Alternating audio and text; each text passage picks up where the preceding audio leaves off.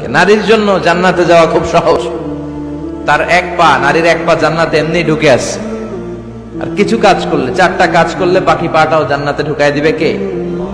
বিশ্বনবী বলেছেন 4টা কাজ যদি কোনো নারী ঠিকঠাক মতো এই দুনিয়ার বুকে করতে পারে, আল্লাহ তাআলা 8টা জান্নাতের দরজাই নারীর জন্য খুলে দিবে।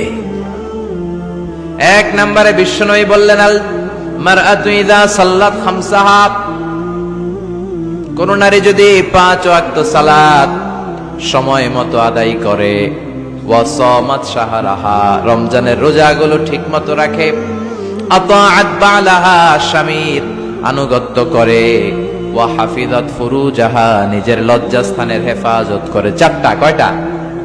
5 ওয়াক্ত সালাত, রমাদানের রোজা, স্বামীর আনুগত্য। এখন এটা উঠে গেছে সমাজে।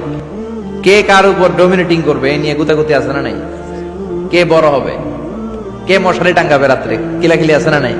হাজবেন্ড কে তুই টাঙ্গা, স্ত্রী কয় আমনে টাঙ্গান, আছে না নাই? আনুগত্য নাই, ছোট্ট খাট্ট বিষয় নিয়ে কিলাকিলি। এজন্যই ফ্যামিলির মধ্যে শান্তি নাই। আমার বোনেরা, এই হাজবেন্ড আপনার হীরার টুকরা, এটা আপনার জান্নাত। বিশ্বনবী বলেছেন, আল্লাহ ছাড়া কারো পায়ের সামনে যদি সিজদা দেওয়া জায়েজ হতো, সবগুলো নারীকে বলতাম স্বামীর পায়ে সিজদায় লুটিয়ে পড়ো। আল্লাহ ছাড়া যেহেতু কারোর সামনে সিজদা দেয়া যায় না, তাই আমি এটা বলি না। যদি জায়েজ হতো, সব নারীকে বলতাম স্বামীর পায়ে লুটিয়ে পড়ো, স্বামী তোমার জান্নাত। 5 ওয়াক্ত সালাত পড়বেন, রমাদানের রোজা রাখবেন, স্বামীর আনুগত্য করবেন, নিজের লজ্জাস্থানের হেফাজত করবেন, নিজের সতীত্ব, নিজের সম্মানের হেফাজত করবেন। এই 4টা কাজ যদি কোনো নারী দুনিয়ার বুকে করতে পারে, তার জন্য 8টা জান্নাতের দরজা খুলে দিবে কে? আল্লাহ।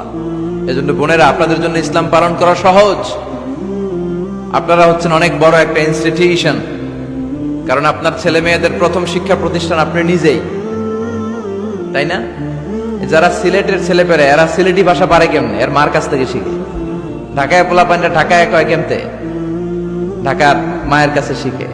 নোয়াখালীর ছেলেরা নোয়াখালী হয় কেমনে? ছোটবেলা থেকে মা বলে নোয়াখালী, পানিরে কয় হানি, পান রে কয় হান। তো ছোট বাচ্চা ওইটাই শিখে। আমেরিকান ছোট ছোট বাচ্চা ইংরেজি পারে কেমনে? ওর মার থেকে শিখে। তাহলে মা প্রথম শিক্ষা প্রতিষ্ঠান নয়? মা হচ্ছে the first institution for every child. পৃথিবীর সব মানব শিশুর জন্য মা হচ্ছে প্রথম শিক্ষা প্রতিষ্ঠান। এজন্য আমি বলি, বাপ ভালো তার বেটা ভালো তাই, মা ভালো তার ঝি, গাই ভালো তার দুধ ভালো রে, দুধ ভালো তার ঘি। বাপ যদি ভালো তো বেটা ভালো, মা ভালো তো ঝি ভালো, দুধ গাই ভালো তো দুধ ভালো, দুধ ভালো তো ঘি ভালো, তাই না? এই নারীদের পেট হচ্ছে খনি, তেলের খনি, গ্যাসের খনি, স্বর্ণের খনির চেয়ে আমি বলি এটা দামি খনি। এই নারী যদি হেজাব মেনটেন করে, কোরআন পড়ে, সুন্নাহ পড়ে, তাহলে এই নারীর পেট থেকে বড় বড় আল্লাহওয়ালা বেরোবে, দেশপ্রেমিক লোক বেরোবে, ভদ্র, সালেহ, শহীদ, নবী, সিদ্দিক এরা বেরিয়েছে, ঠিক কিনা? আরে একই নারী যদি ইসলাম না মানে, স্বামীর আনুগত্য না করে, সালাত না পড়ে, কোরআন সুন্নাহ না মানে, তাহলে এই পেট থেকে বড় বড় ডাকাত, দুর্নীতিবাজ, দেশের সম্পদ যারা লুণ্ঠন করে, অন্যকে হত্যা করে, জুলুম নির্বিচারে করে, এরকম ডাকাত বেরোবে। আবার বিশ্বনবী নারীদেরকে অনেক বিষয়ে সতর্ক করেছেন যে খবরদার এগুলো করো না। নারীদেরকে টাইট ফিটিং জামা পরতে নিষেধ করেছেন। আল কাসিয়াত, আল আরিয়াত, আল মাইলাত, আল মুমিলাত। কিছু কিছু বোনেরা এমন টাইট বোরকা পরে, তার দেহের সব উঁচু নিচু ভাঁজ টের পাওয়া যায়। পুরুষরা আরো বেশি আকৃষ্ট হয়। এই বোনদের ব্যাপারে আমি বলি, বিশ্বনবী বলেছেন, লা ইয়াদখুলনাল জান্নাতা ওয়া লা ইয়াজিদনা রিহাহা। তারা জান্নাতে তো ঢুকবেই না, জান্নাতের ঘ্রাণও এদের নাকে লাগবে না।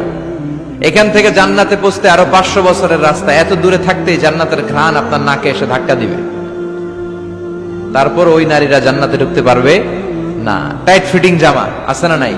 এখন বোরকার মধ্যে অনেক ডিজাইন, ইদানি এদিকে কিছু ডিজাইন করে পরে, এদিকে করো না, এদিকে করো না, এদিকে করো না, 4টা গম্বুজ বানায় এই জায়গায়, আছে না নাই?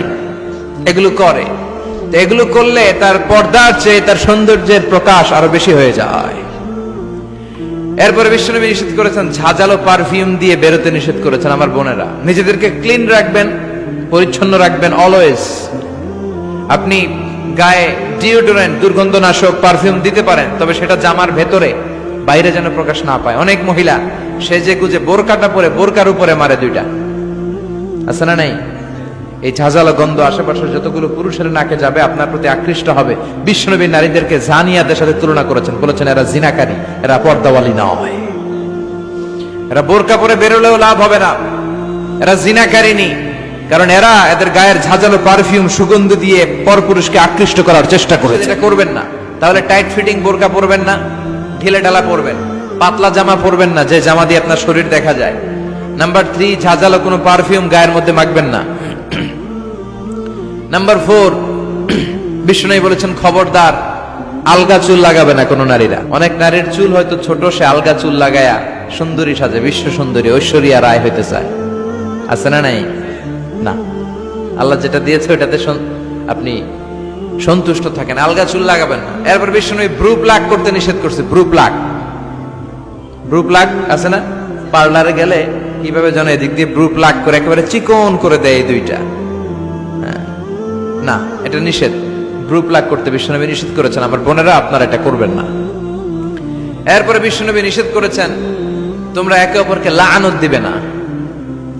2 কারণে নারীরা জাহান্নামে যাবে বেশি। বিশ্বনবী মেরাজ থেকে এসে বললেন, ইয়া মা'আশারান নিসা, ও নারীরা, তাসাদ্দাকনা, তোমরা বেশি বেশি সদকা করো, দান খয়রাত করো। নারীরা বললেন কেন? আমাদের বললেন কেন?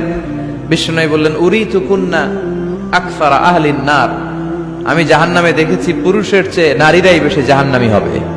কি কারণে? 2টা কারণ। তাকফুরনাল আশিরা, অধিকাংশ নারীরাই স্বামীর অস্বীকৃতি করে। স্বামী যা দেয় এতে সন্তুষ্ট থাকতে চায় না। আছে না নাই? স্বামীর কি চাকরি, কি ব্যবসা, তার উপার্জন কতটুকু, এটাও আপনার দেখার দরকার। আছে না নাই? এখানেই তো আপনার সবরের বিষয়। জান্নাত তেমনি এমনি আসবে না বোন, আপনাকে সবর করতে হবে। স্বামীর নাশুকরি করবেন না। পাশের বাড়ির ভাবিরা তো এত মোটা নেকলেস কিনা দিছে, তুমি দাও না কেন? এদের ঘরে তো দামি সোফা সেট, আমার ঘরে নাই কেন?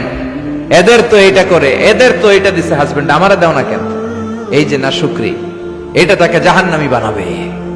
2 নাম্বার, তুকসিরনাল লা'না, তোমরা একে অপরের উপর লানত দাও। নারীরা রেগে গেলেই একজন আরেকজনের লানত দেয়। হেতের উপরে আল্লাহর ঠেড়া হইতো, হেতের উপরে আল্লাহর গজব হইতো, মানে তার উপর আল্লাহর গজব পড়ুক। এইভাবে ঝগড়া লাগলে এক মহিলা আরেক মহিলাকে লানত দেয়। তো এগুলো করা যাবে না।